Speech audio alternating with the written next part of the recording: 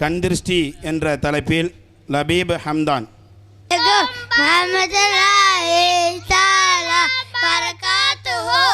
என்ன ஹம்தான் புது ட்ரெஸ் போட்டு கலக்குற?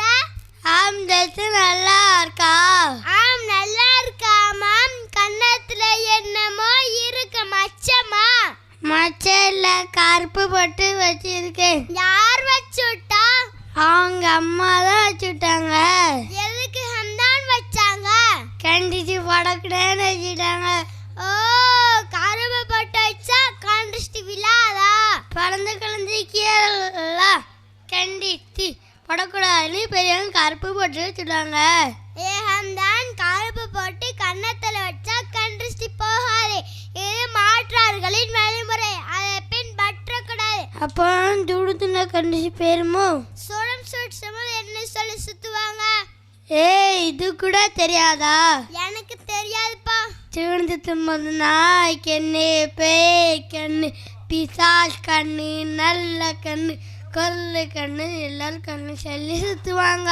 டேய், என்னடா இப்படி அடிக்கிட்டா போற? இப்படி நாய் கண்ணு, பேய் கண்ணு, பிசாஸ் கண்ணு, நல்ல கண்ணு, லொல்ல கண்ணு, கள்ளி கண்ணு சொன்னா கண்டிச்சு போயிடுமோ?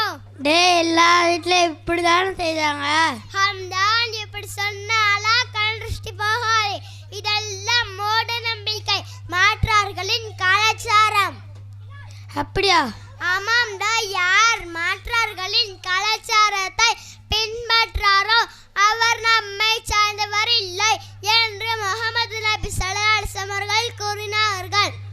இப்போ கண்டிச்சு படம் இருக்கு, என்ன செய்யணும்? இப்போ சொல்றேன், நல்லா கேளு மக்களே. நீங்கள் நல்லா கேட்டுக்கோங்க. சொல்லு.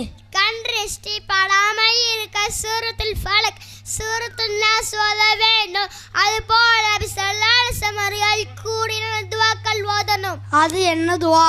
பிஸ்மில்லாஹி அல்லாஹும்ம அல்ஹிப் ஹர்ரஹா பர்தஹா சபஹா, இந்த துஆவை ஓதணும். சரி, மன்ன கணத்துல போட்டு வைக்க முடியாது. சரி, நான் திருந்துச்ச மாட்டேன்.